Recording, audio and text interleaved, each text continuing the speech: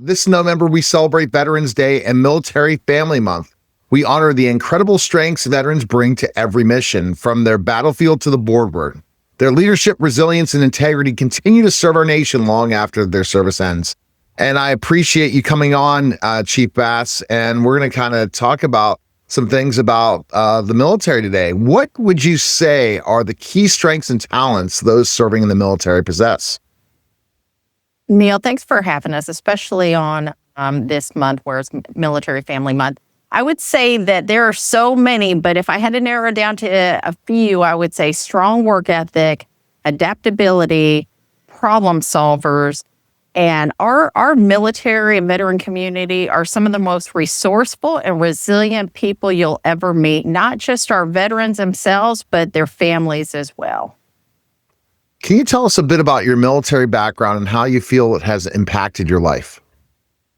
Absolutely. I had the honor and privilege to serve in the United States Air Force for over 3 decades. My dad always told me that 4 years in the military never hurt anybody, and boy, was he right. I will tell you that every year and every assignment that I had in the military helped shape the person that I am today, and the Air Force has given me so very much. In fact, I think if you talk to any veteran, they'll share with you that the military has given them much more than we can ever give back. What inspired you to become an advocate for our military veterans, and what are the top priorities in this mission? Yeah, what I would share with you is that you never quit you never quit serving, even, when you take the uniform off. And so, for me, I get the opportunity to serve in a different way. While I was wearing the uniform and serving as a chief master in the Air Force, I was focused on the military mission, but also focused on the people behind the mission and their family members, and making sure that we have the conditions for which they can thrive to be able to take care of our nation. And so as my focus has shifted just a bit, it's still focused on national security. It's still focused on the people behind the mission. And now I'm sharing really 3 main points, which is the opportunity to be able to connect with our veteran community, providing opportunities for them, as well as caring for them. And I'm here today actually with PMI US, and really focused on some of the things that they drafted out in a white paper after listening to our veteran communities on ways to which America and companies and communities can really get after taking care of our veteran community. And I think this is such a huge thing that needs to be done, right? Especially when veterans get home, they have to find what their mission is after their military career. And sometimes companies have to understand how great it is to bring veterans onto their company or their organization. And through this program, they're going to get to understand that more, right? Absolutely, Neil. Here's what I would say, for companies to really understand that when a military member transition, they're not just transitioning out of their job, but they're transitioning out of, transitioning their way of life.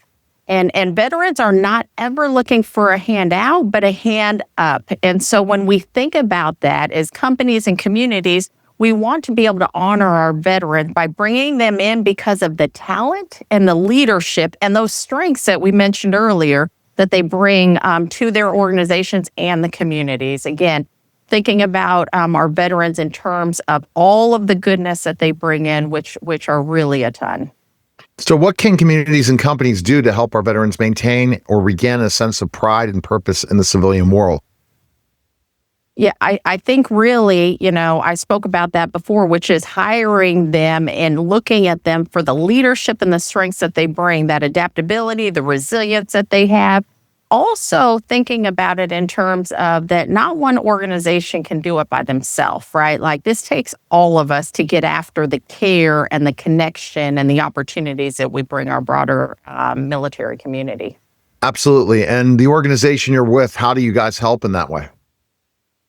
So I am actually with quite a few organizations, one of which I'm here today, which is PMI US, but I also do a lot of work with Hiring Our Heroes, Columbia Southern University, the Bob Woodruff Foundation, all of the Robert Irvine Foundation. All of these organizations are focused on strengthening our veteran community because they realize that when you have a strong veteran community, you have a strong nation.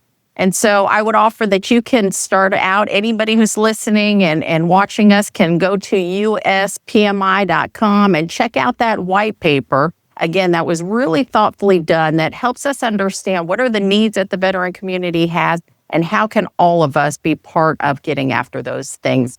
Again, this is about supporting our military community because when we do, we have a greater, more resilient, and stronger America. One of my organizations that I work with is Vet SOS, and they are all about telling transition stories as a foundation.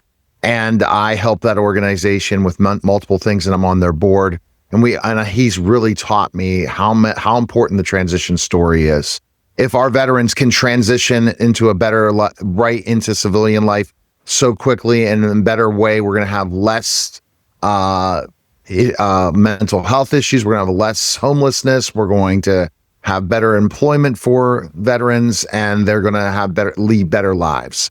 And if we as a society have open arms once they transition and come up with the game plan for them and help them in that game plan, it's going to be much easier in that transition process.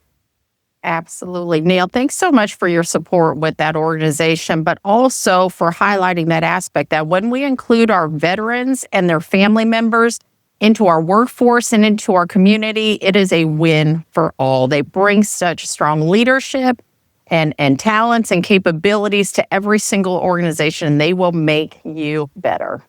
And that's the thing. They are able to be led or lead, either or in an organization. And that is a great thing where if you're asking them to lead a bunch of people, they're going to be able to lead those people. And if you're asking them to do great tasks for your organization, they're going to be able to do that too. So there's two different components that really it's hard to find good talent, and the veteran community is the place to find it. Absolutely. I talk about it all the time. We have over 200,000 transitioning service members every single year. 200,000.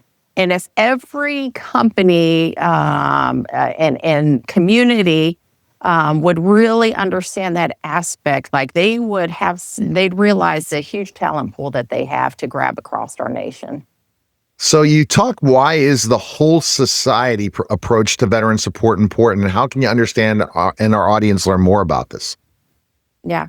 It goes back to, what I said just a minute ago, which is not one single organization can do it by itself. It is going to take a whole of nation, whole of society approach. And that means we've got to capitalize on our government, our businesses, our academia, nonprofits, as well as the community to really think about what is their role that they play in strengthening our veteran community. And it falls back on that very specific point that I want to really kind of be hard hitting and for every audience member and listener to think about, which is your veteran and their families, bringing them into your workforce and into your communities is a win for the entire nation. And your website again, that the organization we're talking about today, where can they go?